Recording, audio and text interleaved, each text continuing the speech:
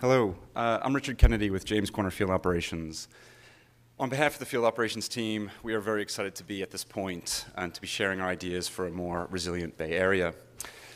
When we began this effort, we had this notion of one Bay, many communities, many solutions. The idea that the Bay is something that we all share as we live around its edges in various cities and communities around the Bay. But the notion of many communities, many solutions suggests that any approach to addressing sea level rise and resiliency around the Bay Area needs to accommodate an enormous amount of variation, enormous amount of difference, and a variety of points of view.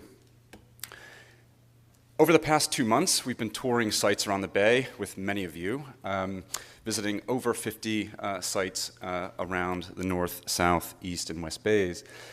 And one of the things that became very clear to us as we toured around these sites is that many of them are actually disconnected from the Bay itself. There are a number of barriers between communities and the waters of the Bay: highways, train lines, water infrastructure. And in some ways, some of the communities actually turn their backs on the marshes of the Bay. They see little value in the marshes or little opportunities for connection. So we asked ourselves a number of questions. The first is, how might we reconnect Bay communities to the Bay in more direct, visceral, and experiential ways? The second, how might we think about a number of communities, not only in terms of sea level rise resiliency, but also in terms of more broader resilient systems, more infrastructures, more mobility, more connectivity, more community, more housing? What if we think of the Bay in terms of more nature, so expanding the ecological initiatives around the Bay, the salt ponds to the South Marsh in the South Bay and salt ponds at the South Marsh Project, the living shorelines on the North Bay, expand these to do more across the Bay Area and to contribute to a more resilient region. Identify also more connectivity opportunities, so finding those projects that can increase capacity for the whole region with the most effective way. So this does mean more Transbay Tubes, more connections across the Bay, so big-scale efforts like that, but also finer-grained networks of hubs, connection points that link smaller communities and more remote communities to each other and to the whole region. And then lastly, more community, identifying opportunities for new investment, for densification, for intensification, and housing within communities and cities around the Bay. So this idea of more nature, more connectivity, and more community, the kind of ingredients to create a more resilient Bay Area, all with the effort to try to connect communities more integrally to the Bay itself. So we call our effort Bay Towns, reconnecting cities to the Bay and revitalizing the edge. So our approach is about nature, but it's also about how communities and towns around the Bay relate to one another and to the Bay itself. And we do this through 4 physical typologies, what we call edges, sponges, corridors, and hubs. And they all have a particular function, and they would all be differentiated by place. Edges are about protection, addressing sea level rise at the perimeter. Sponges are about absorption, retention, detention, and collection of stormwater within the communities and urban districts. Corridors are about investment, about creating new opportunities for growth, for housing and densification, but also community amenities and community benefits. And hubs are about transit and connectivity, nodes within communities that link them to each other and to the whole region. So each of these moves, edges, sponges, corridors, and hubs, are differentiated and varied depending on where they are and where they're located, particular locales and settings. In choosing where to apply this idea and this methodology, we decided and made an early decision to just spread ourselves around the Bay, to pick a site in the north, a site in the south, a site in the east, and a site in the west. We chose the sites then based on those that are the most lowest lying and most vulnerable today, so the communities that are the most susceptible to sea level rise in the near future. We started with San Rafael in the north. San Rafael is today a cool and charming place. It actually has a great marina feel. It's a charming community centered around the Canal District and the San Rafael Creek. There are a number of attractions on the canal itself, so water activities, water access sites, restaurants and cafes. This is an events ground on the canal. It's a fantastic place. I suggest you go there. I've taken my family there. It's really, really great. It's also connected to the Smart Hub. This is a hub and node for North Bay communities that connects trains to shuttles and buses for the whole region. San Rafael is also a very organized community. They dub themselves the city with a mission, and we believe that's true. This is a community that is ready to make things happen. But there are many issues and challenges. 580 and 101 come together and separate neighborhoods from each other and neighborhoods from the Bay. Some of the roads and bridges are very low-lying. They're very close to sea level today and are already susceptible to flooding and inundation. The same is true for housing. There's housing perched on the Canal District, very low-lying and experiencing flooding today. And the canal itself needs to be dredged. This is very costly, and there's no long-term source of funding. So those ideas seen more geographically and spatially, you have the San Rafael Central Reach here. In 2050, most of that entire reach downtown and the Canal District is flooded, and that issue is only exacerbated over time. It is all on mud. This whole central reach and downtown area and critical transit infrastructure of the region is passing through. So lots of vulnerabilities and issues to address. We begin and we start with the edge, and we look at the edge and try to find ways to revitalize this edge as a more robust, living, natural system, trying to restore some of the historic marshes that once occupied this watershed. And so we do that by identifying the lowest lying and most underutilized sites along the eastern shoreline today. So Canalway site and other underutilized sites.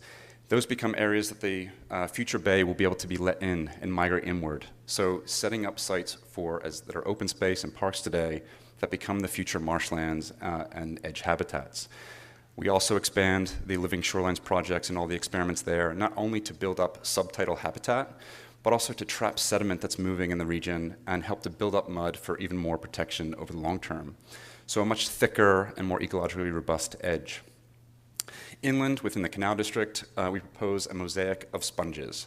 These are stormwater absorption gardens on the one hand, so projects to collect water, retain water, detain water, but also they become the green infrastructure for any future community in the Central District.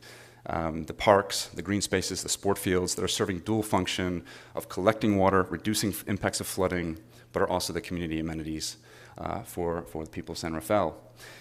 We leverage the Smart Hub and make it connect to more people and offer more for North Bay, tying the North Bay to the whole region. And then lastly, we revitalize the Canal District. And we do this by opening up sites along the Canal District and making a decision to make the Canal District a central and mixed-use hub of San Rafael. We take material from the canal, we create higher ground for more safe and resilient forms of housing and development. Existing housing would remain, but also be lifted up and adapted. Alternatively, in those underutilized sites, we also can create green spaces around the mixed uses. So parks today that are recreational amenities for the community, in the long term, they become areas of absorptive grounds for the tides and waters to migrate into. The result is a much greener, more ecologically vital, and more revitalized whole region of San Rafael. All oriented and centered around its greatest resource, the Canal District and the Bay. In the south, we look at a larger stretch of the South Bay, and we made a decision to look at the stretch from East Palo Alto to Sunnyvale, because for a number of reasons. Firstly, the South Bay, in some ways, does have a lot of similarities. There are communities that are all in the Santa Clara Valley are very flat, and while they're on the bay, they're psychically disconnected, we would say, from the bay. You can be very close to the bay's shore, but because of the salt ponds and the tidal marshes, the bay waters are quite far away, so you can be miles away from the water surface. So there's a psychic disconnection to some communities. On the other hand, you have communities like East Palo Alto that are right there. They're right on the frontier. This is one of the first communities that will be susceptible to flooding with sea level rise. And so it's an immediate and urgent condition. So we look at that stretch from East Palo Alto all the way through Sunnyvale, and look at its impacts to flooding, 2050 and 2100, exacerbated over time. One of the interesting challenges in working in the South Bay at a large scale is that many municipalities do have jurisdiction over the edge and over the marshes. The salt ponds themselves also have an interesting ownership structure. You have the Fish and Wildlife owning the salt ponds restoration work, but there are a number of other ponds that are outside of that are owned by local municipalities, local water districts. They're flood basins today, or part of the water treatment facility, or they're just part of the overall operation of the connected ponds. So we're trying to find something that's holistic, that can address a lot of the similarities here, but try to resolve as many challenges as possible. Beginning with the edge. We start with the existing levee shown here today. So this is the current highest point along the edge.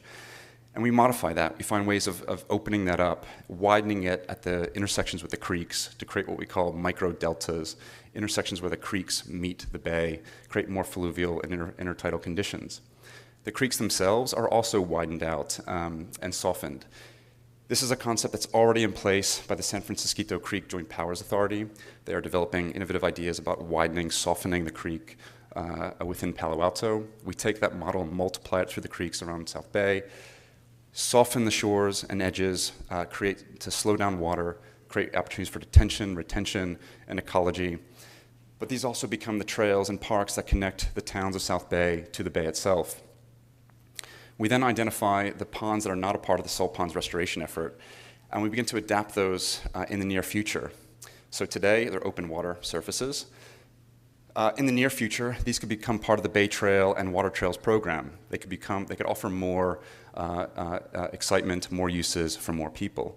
So swimming, kayaking, boating, and even surfing happening in these ponds.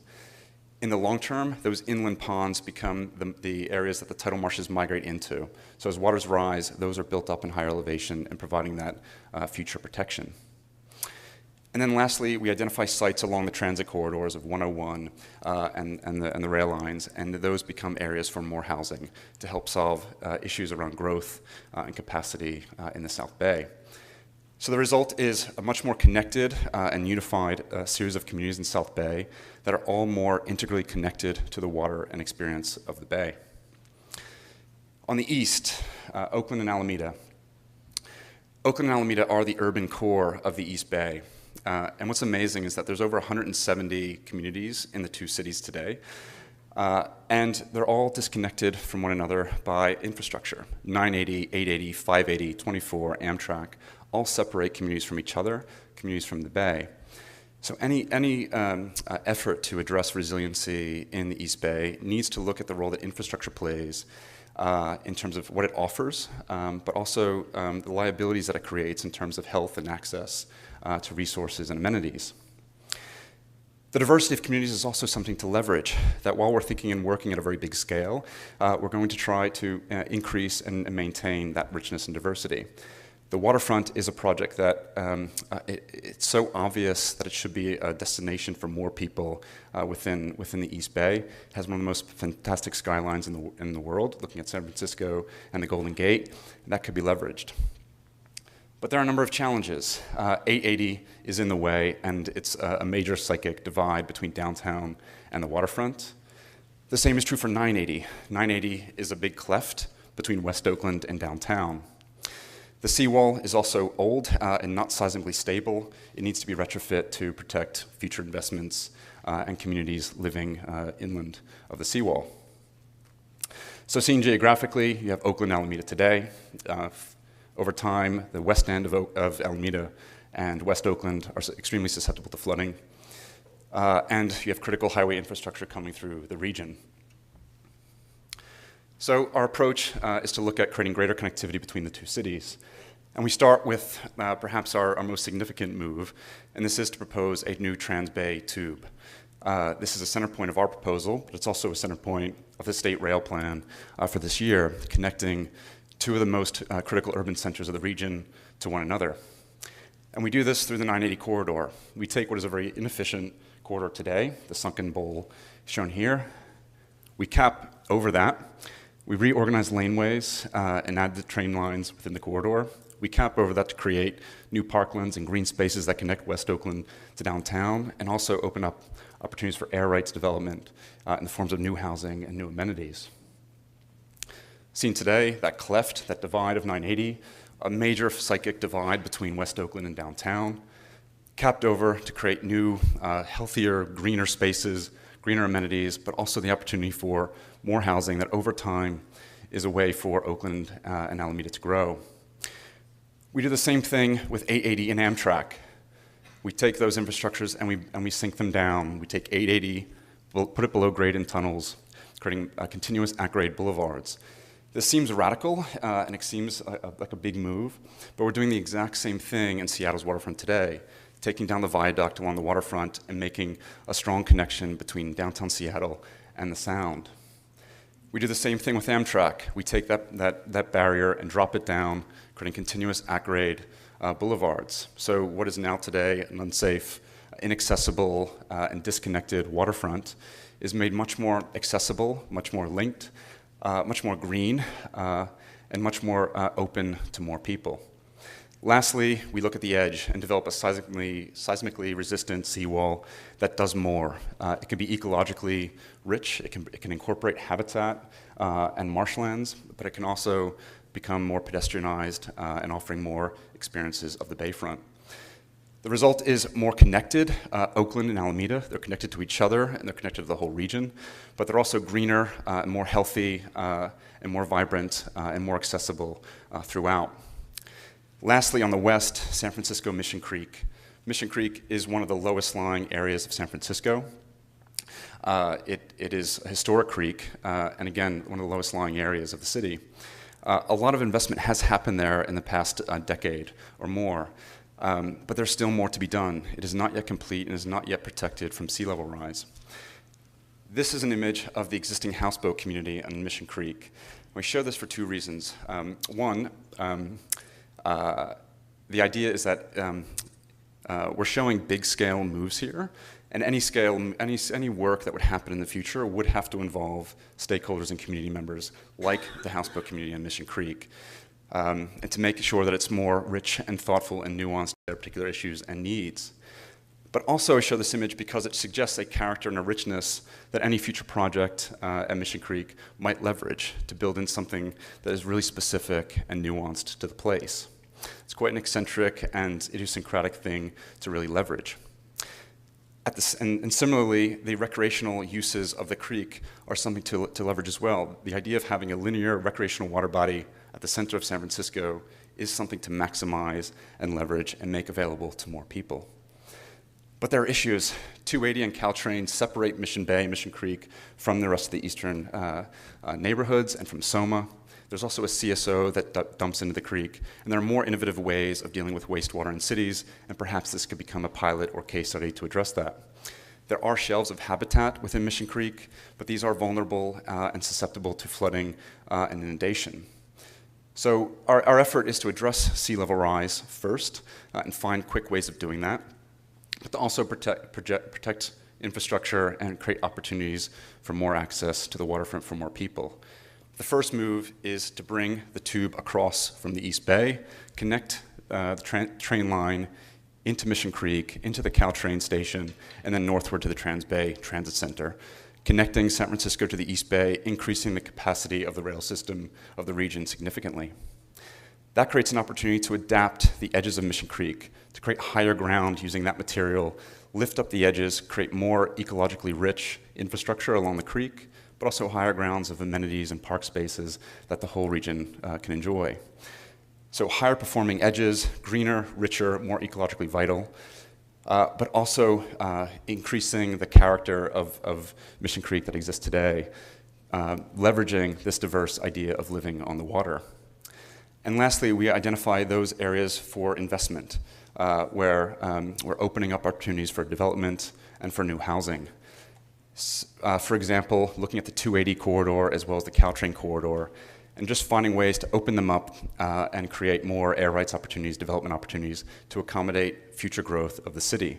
For example, taking the Caltrain corridor here, the King Street station, and modifying that by compressing it, making it more efficient, capping over it to create new parklands that connect SOMA to Mission Creek and the eastern neighborhoods to the waterfront, but also opening up air rights in the form of new housing. The result is a much more connected, green, and ecologically rich district of the city. But most importantly, it's about connecting San Francisco to the East Bay, connecting the two major urban cores through a piece of critical infrastructure that will benefit the whole region.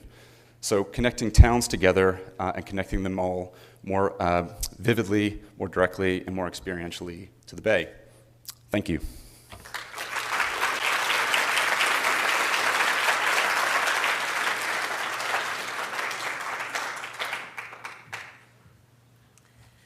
Thanks so much to our presenters this morning. Thanks to everyone for keeping on time.